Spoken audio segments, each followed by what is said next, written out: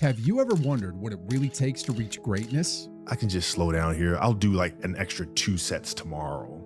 You know, it'll be okay. Yeah. Right? That sort of stuff. Like that stuff's dangerous. Yes. Ask most successful people, and they'll say hard work. But let's be honest, that phrase gets thrown around way too easily these days. Wake up early, grind, repeat. Sure. But what does that actually mean? What does genuine hard work even look like? And how far do you really have to push yourself to reach the top? But the important thing to understand is you can't shortchange yourself. Like you're not cheating anybody but yourself. Kobe Bryant wasn't born the most athletic. He wasn't the fastest. He wasn't the strongest. But through sheer will and an unshakable obsession, he chased a dream so relentlessly it reshaped his destiny. What I had to do was work on the basics and the fundamentals, while they relied on their athleticism and their natural ability. And because I stick to the fundamentals, it just caught up to them. He didn't just try to get better. He committed his life to becoming the absolute best he could be. And along the way, he didn't just master basketball. He transcended it. Ladies and gentlemen, this isn't just a basketball story.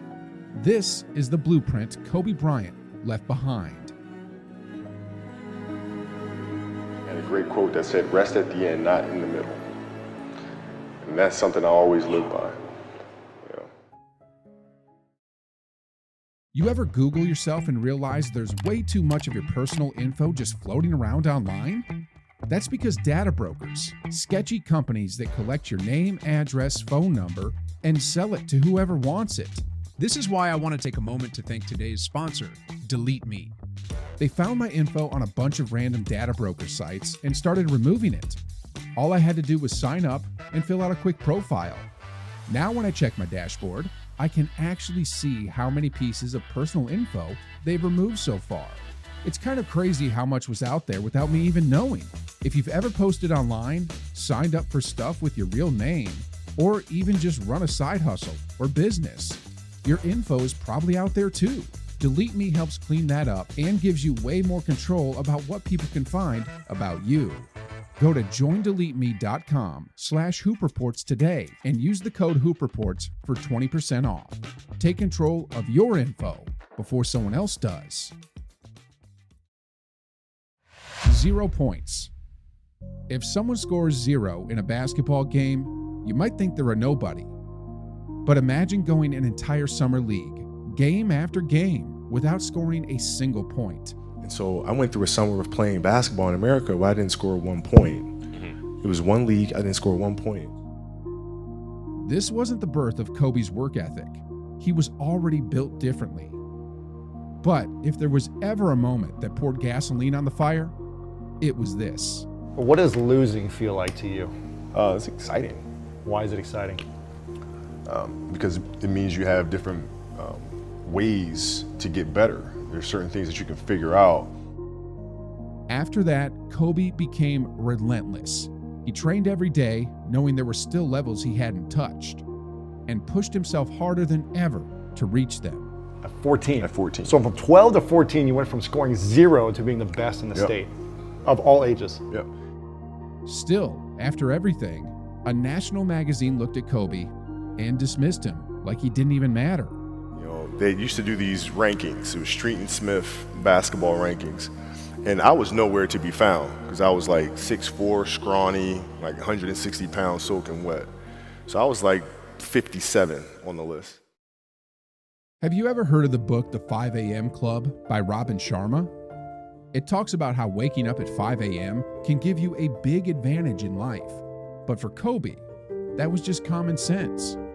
High school, my first class in high school was 7:45. I used to get to the gym around 5 a.m.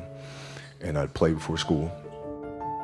Back in high school, before the sun even rose, Kobe would be in the gym, refining his left hand, tightening his footwork, dialing in his mid-range, whatever part of his game needed work. And then school would start. Who's playing with you at 5 a.m.? My coach. So my coach would show up and we'd do all these basketball drills. Right? So just you and your coach? Just me and my coach. And sometimes it would just be me and the janitor. After his morning workout, it was off to class, just like every other student at Lower Merion. Except at lunch, he'd sneak in more basketball. Then after a full day of school, it was team practice. But when everyone else went home, Kobe stayed. More shots, more drills, more fadeaways. But his day didn't end there either. It just slipped into another chapter of the grind. Go home, do my schoolwork, and then watch a bunch of game film and games on TV and study film. If I had to reconstruct his daily routine from interviews, stories, and everything he's ever shared, it'd probably look something like this. This was Kobe's work ethic at just 15, 16, 17 years old. A level of commitment that would break most grown adults. I think at the end he said, I know it's a lot of shit, but if you're not trying to be the best, then what the f are you playing for? With a routine like this, repeated day after day, week after week, the results didn't take long to show. At least on that play. Intercepted by Bryant. He's got a lane. Going. See ya. By senior year, Kobe wasn't just great. He was unstoppable. The #1 high school player in the nation, a rising legend who made the impossible feel inevitable, and the one who led Lower Merion to its first state title in over 50 years. It wasn't talent that made this happen. It wasn't luck. And it sure wasn't because he had a super team behind him. It was work, the obsession, the relentless hours no one else was willing to give. I didn't feel good about myself if I wasn't doing everything I could to be the best version of myself.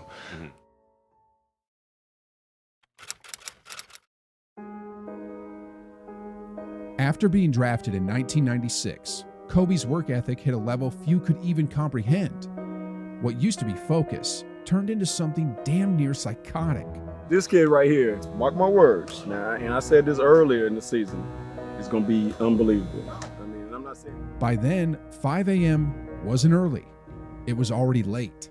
Right now, imagine you wake up at 3, you train at 4, you go 4 to 6, come home, breakfast, relax, blah, blah, blah. Now you're back at it again, 9 to 11, right? You relax, and now all of a sudden you're back at it again, 2 to 4, and now you're back at it again, 7 to 9. Look how much more training I have done by simply starting at 4. His mindset was simple. If you could fit in 4 workouts a day while everyone else was only doing 2 or 3, eventually they'd never be able to catch up, no matter how talented they were. You know, in the NBA, it was actually easier because what I found in the NBA is a lot of guys played for financial stability. And when they came to the NBA, they got that financial stability. So therefore, the passion and the work ethic and the obsessiveness was gone. So I'm looking at that, I'm like, oh my God, it's gonna be like taking candy from a baby. No wonder Mike wins all these fucking championships. It's like, this is crazy. And with every game, that belief only sank deeper because what he found caught him off guard. It was easier than he expected, not just because his training was brutal, but because most players simply didn't want it as badly as he did. I train while they sleep. I train while they party. I train while they rest.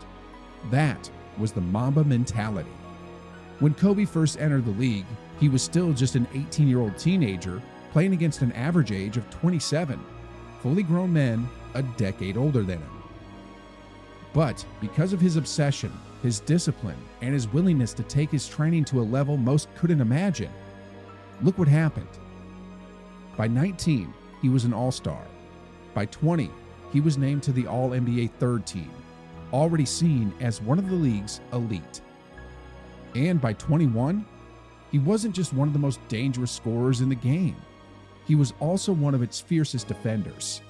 And that same year, he became something else too. A champion. If I had to detail his average workday early in his NBA career, it was something like this. The dedication to be the best, not sometimes, not most days, but every day. That was Kobe. Even when his body broke down, his will kept moving. Get a call from a trainer. He'd broken his wrist playing down at Venice Beach. So he missed training camp. You go over in training camp, you watch him, it's like he almost felt you had to strap him down. He could not sit down. Yeah. Kobe was a relentless force when it came to maximizing his potential. He wasn't just putting in the work. He was also constantly seeking wisdom from the very best in the world. He used to call me, text me, 11:30, 2:30, 3 o'clock in the morning. Talking about post-up moves, footwork, and sometimes the triangle. Early in his career, Kobe had a reputation for being a loner, someone who didn't get along with teammates. He wouldn't go out to party with them, drink alcohol, or skip extra work to quote-unquote bond. He was the ultimate. He was the ultimate competitive man. The truth was, however, Kobe was just being the ultimate professional. Basketball came first. Everything else came second. Like, I see a lot of players take vacations with other players that are close friends. And they'll just take vacations just to take vacations, or just hang out just to hang out. Like, I never did that. But it was a Why choice. not, though? Why didn't you do that? Well, because when I retire, I didn't want to have to say, I wish I would have done more. I don't want that. Everyone claims they've got that killer mentality, but when every legend co-signs it, you know it's the truth. That's what made, that greatness. That's where that greatness came from, because his work ethic. Second to none. LeBron, Kyrie, Curry, Giannis, the list goes on. So many Tier 1 superstars drew inspiration from Kobe's work ethic.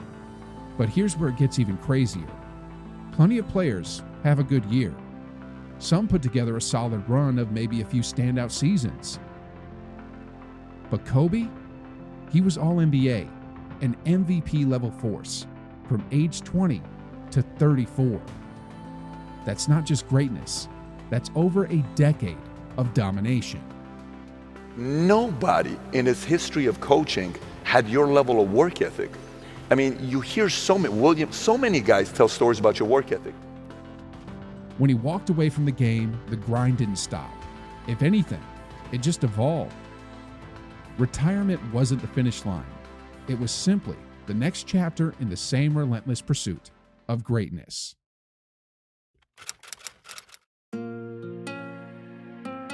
Now, here's a question. After his playing days were done, what time do you think Kobe was still waking up? You've got all these other things happening, and yet you're still waking up, or at least you're in the gym at 4 a.m. working out, and you just turned 40, right? Which, congratulations, by the way. I hope I look as good as you. In a certain way, Kobe started working even harder, actually, in his post-NBA career.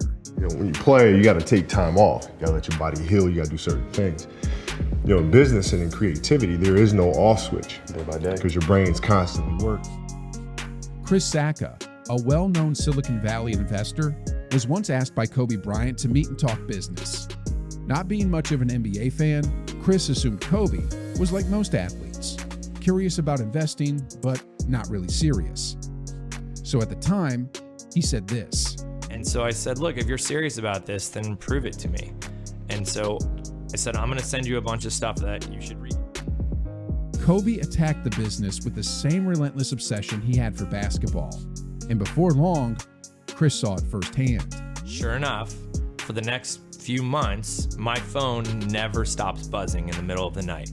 It is Kobe reading this article, checking out this tweet, following this guy, diving into this TED Talk, diving into the Y Combinator demo day stuff.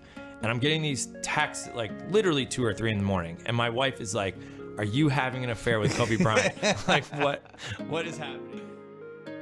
This is how seriously Kobe took anything he considered important. Whatever he set his mind to, he gave it everything, 110%. And through that relentless pursuit, he became something bigger than basketball.